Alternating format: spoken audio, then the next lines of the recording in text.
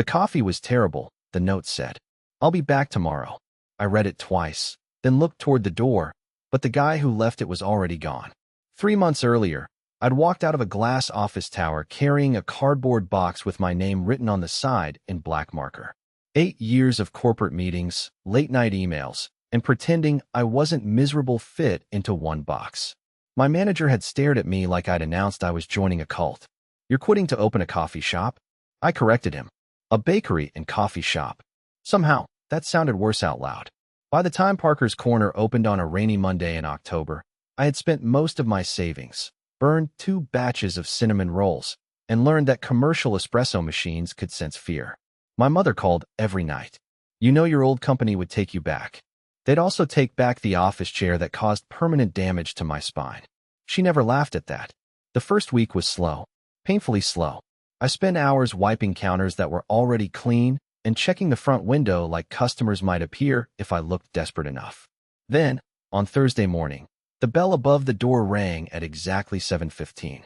He walked in wearing work boots, dark jeans, and a heavy jacket dotted with rain. Tall, broad shoulders, dark hair still damp around the edges. He looked like someone who knew how to fix things with his hands, which immediately made me aware that I had spent 20 minutes fighting with a loose cabinet hinge. His eyes moved across the empty shop before settling on me. They stayed there for half a second too long. Or maybe I imagined that. I'd been alone since 6. Morning. His voice was low, a little rough. You open? I glanced at the glowing open sign behind him. Emotionally, no, but legally, yes. One corner of his mouth lifted. That smile hit me harder than it should have. He ordered black coffee and a cinnamon roll. No cream, no sugar, no small talk. While I poured his coffee, I caught him watching me. Not staring, just paying attention. I nearly overfilled the cup. New place. He nodded toward the half-empty pastry case. That obvious? The panic gives it away. I handed him the cup. Our fingers brushed. Barely anything. Still, my chest tightened like my body had decided the moment mattered before my brain could argue. He looked down at our hands, then back at me. Neither of us moved right away. Grant, he finally said. Elliot. He took his breakfast to the table by the window and stayed for 10 minutes, checking his phone between bites. Before leaving, he gave me a quiet nod. That was it. No flirting. No reason to think about him again. I told myself that while wiping his table. Then I found the folded receipt beneath his empty cup. The coffee was terrible. I'll be back tomorrow. I laughed. Actually laughed. Alone in my nearly empty shop. And the next morning, at exactly 7:15, Grant walked through the door carrying his own pen.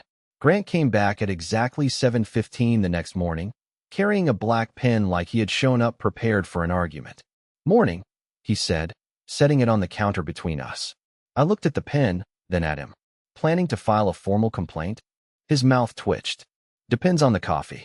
I poured his usual, black, no sugar, and slid a cinnamon roll onto a plate before he ordered it. Grant noticed. Of course he did.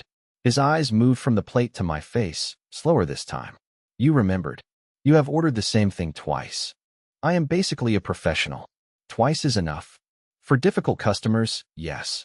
He let out a quiet laugh, and for some reason, that felt like winning something. After that, it became a routine. Every morning at 7:15, the bell rang. Grant took the table by the window. I pretended I did not check the clock at 7:14. He always left a note under his cup. Better today. Still too expensive. Your music is depressing. I answered on the back whenever I had time. Your personality is depressing. Tipping is encouraged. Nobody forced you to come back. He always did. By the second week, I knew he worked construction management downtown. I knew he hated vanilla-flavored coffee, took calls from someone named Marcus before 8, and rubbed the back of his neck when a project was going badly. He knew I had worked in corporate consulting, though I had avoided telling him exactly how miserable I had been. One morning, he came in while I was arguing with the espresso machine. Steam hissed into my face. I stepped back too fast and bumped the counter. Grant was beside me before I could react. His hand closed around my forearm, steadying me. Careful. The word came out quieter than usual. His hand stayed there. Warm. Firm. Long enough for me to become aware of every finger through my sleeve. I looked at him. He was already looking at me. For a second, neither of us moved. Then Grant let go and cleared his throat. That thing always fight back. Only when attractive customers are watching. The words slipped out before I could stop them. My stomach dropped. Grant's eyebrows lifted. I turned toward the machine like it had suddenly become fascinating. I meant distracting customers. Silence. Then, behind me, sure you did. I could hear the smile in his voice. I spent the next 10 minutes telling myself it meant nothing. He was just teasing. He was straight. Probably. That afternoon, after the rush, I found his note. You look less terrified behind the counter. I wrote back, high praise. 2 days later, another one appeared. The blue shirt works. I stared down at it longer than I should have. Nobody had mentioned the shirt. Not even my business partner, Jenna, and she noticed everything. When Grant came in the next morning, I caught him looking at it again. Coffee. I managed. His gaze lifted slowly to mine. Yeah. A pause. Keep the shirt. My chest tightened. He took his cup and walked away like he had not just ruined my ability to think. On Friday, I found a new note folded smaller than the others. There was no joke this time. Just 5 words that made my pulse jump. Are you seeing anyone? The note sat beside the register for almost 10 minutes before I finally turned it over. Are you seeing anyone? It should have been easy to answer. No. 1 word. Simple. Instead, I stared at it like Grant had asked me to explain my entire emotional history before breakfast. When he came in the next morning, I had written, "Is that part of a customer satisfaction survey?" Grant unfolded the note at his usual table. His eyes moved across the words, then lifted to mine. I expected a joke. A grin. Something that would let both of us pretend this was harmless. He just held my gaze, long enough for heat to climb up my neck. Then he wrote something, folded the paper once, and brought it back to the counter. Only if the answer affects the service. That sounds unethical, I murmured. Grant rested one hand on the counter. You still did not answer. My pulse jumped. Maybe I value my privacy. Maybe. His eyes stayed on mine. Or maybe you like making me wait. Before I could respond, the front door opened, and Jenna walked in carrying 2 boxes of supplies. She looked from Grant to me, then down at the folded note between us. Should I come back? No, I answered too quickly. Grant stepped aside, but not far. Jenna's mouth pulled into a smile. Right. Very professional morning. I ignored her and started unpacking cups. Grant took his coffee to the window, but I could feel him watching me. After he left, Jenna leaned against the counter. So, do not. I did not say anything. Your face did. She glanced toward Grant's empty table. He comes in every day, leaves you notes, and looks at you like the rest of the room is background noise. My chest tightened. He is straight. Did he tell you that? I opened my mouth. Nothing came out. Because he had not. I had decided it for him. The realization followed me for the rest of the day. The next morning, Grant looked exhausted. There were shadows under his eyes, and he rubbed the back of his neck while checking his phone. I set his coffee down, then added a breakfast sandwich beside it. I ordered a cinnamon roll. You look like you need actual food. His eyes softened. You always this controlling? Only with difficult customers. He smiled, but it faded when his phone buzzed again. Bad day? I asked. Grant turned the screen face down. It has been a bad week. I expected him to leave it there. Instead, he stayed at the counter while I wiped down the espresso machine. You ever miss your old job? He asked. The paycheck, not the work. I shook my head. I did not like who I was there. Grant went quiet. Not uncomfortable. Just thoughtful. You look more like yourself here. My hand stopped moving. You did not know me before. No. He leaned a little closer. But I know what you look like when you forget to be nervous. For a second, the whole shop seemed quieter. I looked at him, and this time, I could not tell myself I had imagined it. The way he was watching me was too focused. Too careful. Jenna appeared from the kitchen carrying a tray. Her eyes moved between us. Am I interrupting another customer satisfaction survey? Grant did not laugh. Neither did I. He picked up his coffee, but before walking away, his fingers brushed mine around the cup. He let them stay there for 1 beat too long. Then, quietly, I am still waiting for that answer. Grant finally got his answer on Monday. Not because I planned to give it to him. Mostly because Jenna got tired of watching me panic every time the bell rang at 7:15. She was restocking lids when Grant walked in, rain darkening the shoulders of his jacket. He took one look at me and smiled. Blue shirt again. Jenna made a quiet sound behind the counter. I turned. Do not. She raised both hands. I did not say anything. Grant glanced between us. Should I be worried? Constantly, I muttered. I poured his coffee and set it down. Grant did not pick it up. His fingers rested beside the cup while his eyes stayed on me. You still owe me an answer. Jenna stopped moving completely. I could feel her listening. You are really committed to this survey. It is important data. His tone was light, but his expression was not. I looked at the espresso machine, the pastry case, literally anywhere else. No, Grant's brow tightened. No, what? My stomach dropped. No, I am not seeing anyone. The silence after that felt louder than the grinder. Grant looked down at his coffee, but I caught the small smile he tried to hide. Jenna grabbed a box and disappeared into the kitchen without a word. Traitor. Good to know, Grant murmured. Why? I asked before I could stop myself. His eyes lifted. For 1 second, he looked caught. Then the front door opened, and a woman in a fitted gray coat walked in fast, shaking rain from her umbrella. Grant Mercer. She moved straight toward him and hooked an arm through his. You have been ignoring my messages all morning. My chest tightened so quickly it was embarrassing. Grant stepped back, but not before I saw how natural they looked standing together. She was polished, confident, exactly the kind of woman I had pictured beside him. Madison, I was working. You were buying coffee. Her gaze landed on me. Then her face lit up. Oh, so you are the coffee guy. I nearly dropped the cup in my hand. Grant closed his eyes briefly. Do not start. Madison ignored him. He drives 10 minutes out of his way every morning for this place. It is good coffee, Grant replied. You called it terrible for a week. I stared at him. You told her about the notes? Not exactly. Madison leaned closer to the counter. He talks about you enough that I figured it out. Grant's jaw tightened. She is my coworker. The explanation came too quickly. That should have made me feel better. Instead, I hated that I needed it. You do not have to explain anything to me. I turned toward the register, pretending to check the screen. Grant stayed where he was. Then why are you acting like I do? Madison looked between us, suddenly interested in the menu above my head. I forced a laugh. I am not acting like anything. Grant stepped closer to the counter, close enough that I could smell rain and coffee on his jacket. Elliot. My name came out quiet. Careful. I looked up. His eyes dropped to my mouth for half a second. My breath caught.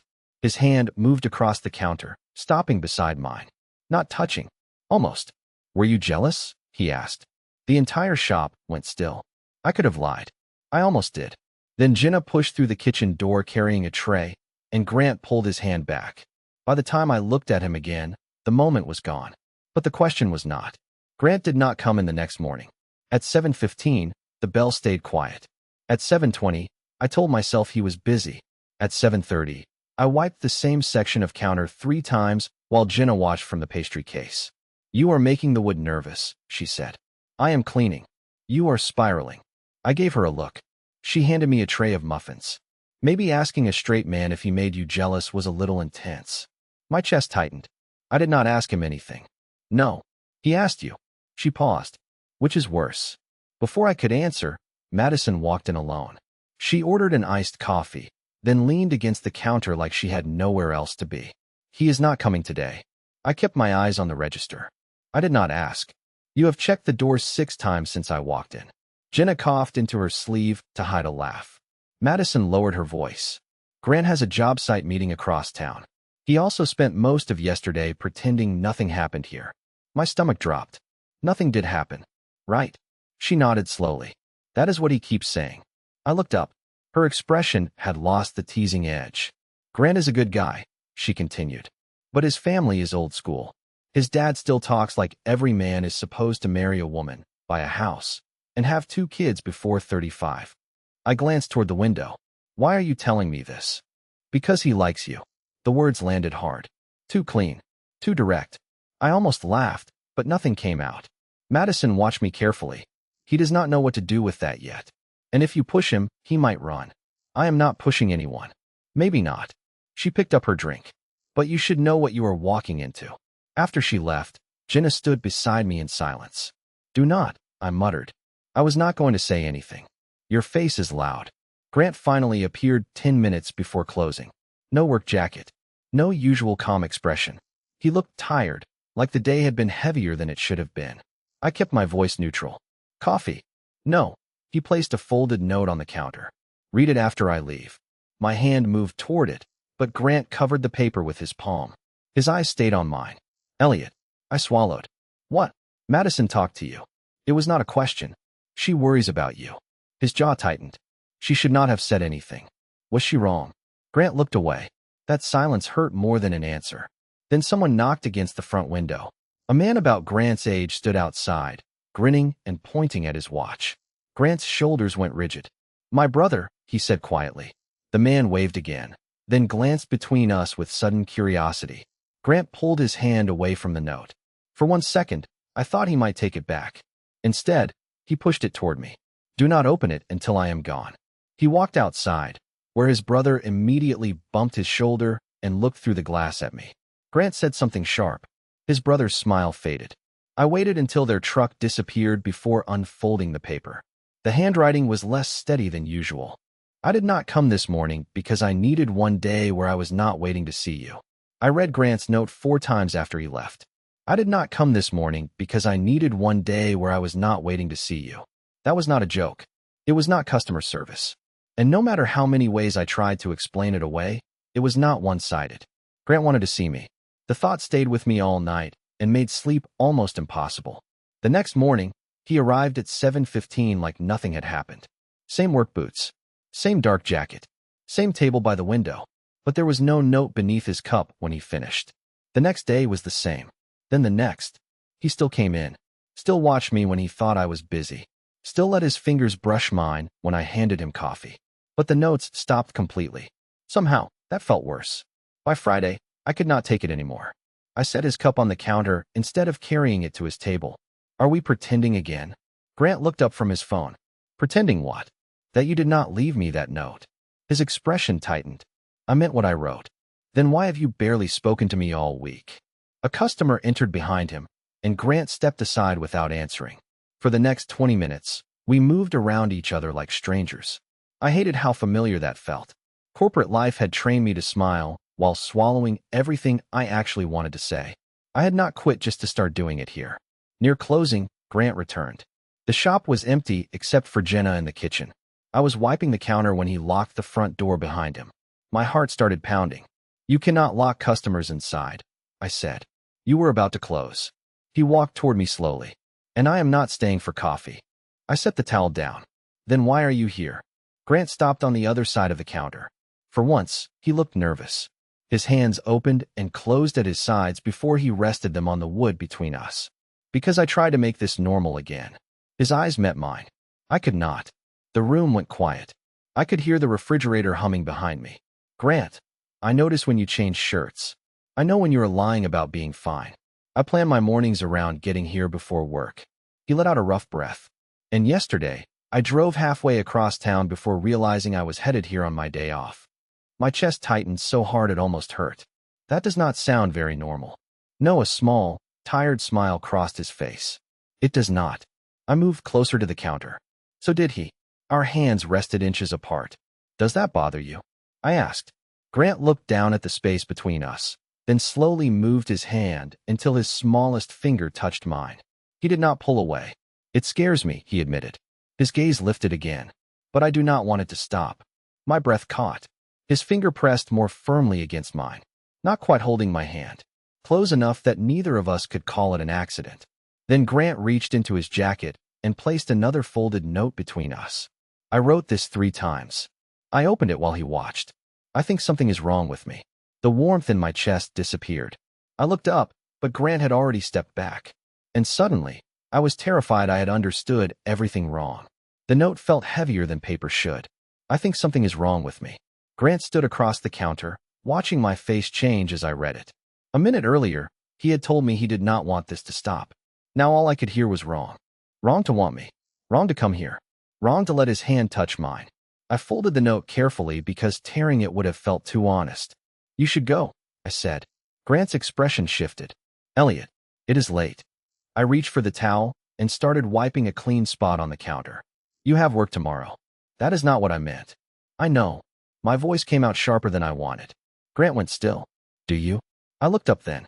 His eyes were tired, confused, almost hurt, and that made everything worse. I am not going to be the thing you regret figuring out. The words landed between us. Grant's jaw tightened. He glanced toward the kitchen, where Jenna had gone quiet. Then back at me. You think that is what this is? You wrote it. I held up the note. You told me something was wrong with you. I was trying to tell you I am confused. That is not the same thing. I know. He dragged a hand over his face. I know that now. I wanted to believe him. I also wanted to protect the only part of my life that had started to feel steady. The shop. The mornings. The stupid notes. Him walking through the door at 7:15. We can stop, I said quietly, before this ruins everything. Grant stared at me. Is that what you want? My throat tightened. No. It was the opposite of what I wanted. That was the problem. It might be smarter. He let out a short breath with no humor in it. You quit a six-figure job to open a bakery, and now you are worried about being smart. That was different. Was it? He stepped closer, then stopped himself before reaching the counter. You told me you left because you did not like who you were there. His voice dropped. Right now, you are doing the same thing. Saying what sounds safe instead of what is true. I looked away. You do not get to come in here, leave notes, tell me you cannot stop thinking about me, and then hand me something like this. My fingers tightened around the paper. I cannot guess which version of you is real. Grant's face softened. Both of them. That answer hurt in a way I was not prepared for. He was scared. He wanted me. Both could be true, but I did not know if I could survive being someone he only wanted in private. My brother saw us yesterday, Grant continued. He asked why I looked at you like that. My stomach dropped. What did you tell him? Grant looked down. The pause lasted too long. Nothing. There it was. I nodded once and stepped back. Exactly. Elliot, wait. I am closing. I walked around the counter and unlocked the door. Grant followed, but he did not touch me. Outside, the street was almost empty. Cold air rushed in around us. He stood in the doorway, looking like there were 10 things he wanted to say and no safe way to say any of them. I do not want to go back to normal, he finally said. My chest tightened. Then figure out what you do want. Grant held my gaze for another second, then walked away. The next morning, 7:15 came and went. His table stayed empty. By noon, my old company called with an offer to bring me back. Grant's table stayed empty for 2 days. I told myself that was what I wanted. Space. Clarity. A chance to focus on the shop instead of checking the door every time the bell rang. It did not work. On Wednesday afternoon, my old manager called again. The offer expires Friday, he reminded me. Same title. Better salary. I looked around the shop. 2 customers near the window. Jenna boxing pastries. A leak under the sink I still had not fixed. I will think about it. You always say that when you already know the answer. After we hung up, Jenna leaned against the counter. Do you? Do I what? Know the answer. I wiped my hands on a towel. About the job or Grant? Both. Before I could respond, the bell rang. Grant walked in. No work jacket. No coffee order. Just him, standing inside the doorway like leaving would be easier if he stayed close to it. My stomach dropped. Jenna took one look at us and disappeared into the kitchen. Grant glanced at the empty table, then back at me. Can we talk? We are talking. Not like this. He moved toward the counter. I stayed where I was. I do not want another note. Good. His hand tightened around something in his pocket. I did not bring one. Silence settled between us. The espresso machine clicked behind me. Grant looked down for a second, then forced himself to meet my eyes. I told my brother. My chest tightened. Told him what? That I like you. The words were simple. No speech. No explanation. That somehow made them hit harder. I stared at him. And he asked if I was gay. Grant rubbed his thumb against the edge of the counter. I told him I do not know. What did he say? He said I should probably figure it out before I make you miserable. A surprised laugh escaped me. Grant almost smiled, but it faded quickly. He was not wrong. I looked away. I never asked you for a label. I know. He stepped closer. You asked me not to hide you. That is not the same thing. No, his voice softened. It is not. I finally looked at him. He seemed exhausted. Not from work. From himself. That note, he continued. Something is wrong with me. He shook his head. I wrote it because I am 31 years old, and one man walks into my life, and suddenly I do not recognize half the things I believed about myself. His hand opened on the counter between us. Empty. Careful. Not because wanting you feels wrong. My throat tightened. Then why disappear? Because I was scared you were right. About what? That I would hurt you while I figured this out. He looked at me for a long moment. Then I stayed away, and that hurt you anyway. Neither of us spoke. Grant's hand remained there, palm up. I could have ignored it. I should have. Instead, I placed my fingers against his. He closed his hand slowly, giving me time to pull away. I did not. I got another offer from my old company, I said. His grip tightened just slightly. Are you taking it? I do not know. Do you want to? I looked around the shop, then back at him. I want to stop making choices because I am scared. Grant stepped closer. There was barely any space left between us. So do I. His eyes dropped to my mouth, then lifted again. Can I? My heart started pounding. You are going to have to be more specific. That finally made him smile. Small. Nervous. Real. Can I kiss you? I held his gaze. Yes. Grant kissed me like he was still asking permission. Slow. Careful. One hand stayed wrapped around mine on the counter, and for a second, neither of us moved beyond that. No dramatic music. No perfect line. Just the quiet hum of the refrigerator, the smell of coffee, and my heart pounding hard enough to make me feel stupid. When he pulled back, his forehead almost touched mine. Was that okay? I let out a breath that sounded more like a laugh. You drove me insane for 3 weeks with handwritten notes, and that is what you ask now. His shoulders loosened. I wanted to be sure. It was okay. I looked at him. More than okay. Grant smiled then. Not the small, guarded version I was used to. A real one. It changed his whole face. Jenna opened the kitchen door, saw how close we were standing, and immediately stepped backward. I forgot something. You forgot how doors work. I called after her. From the kitchen, she answered. I am giving you privacy. Grant laughed against my shoulder, and something in my chest finally settled. He did not leave right away. We sat at his usual table by the window while I finished closing. Our knees touched under the table. Neither of us moved. So what happens now? I asked. Grant looked down at our hands. His thumb moved slowly across my knuckles. I take you to dinner. A real date. Unless you want me to leave a note asking first. Absolutely not. He nodded. Then dinner. The next morning, I called my old manager. I thanked him for the offer and turned it down. My voice shook a little when I did it, but afterward, I felt lighter. Parker's corner was still struggling. The sink still leaked. The profit margins were embarrassing, but it was mine.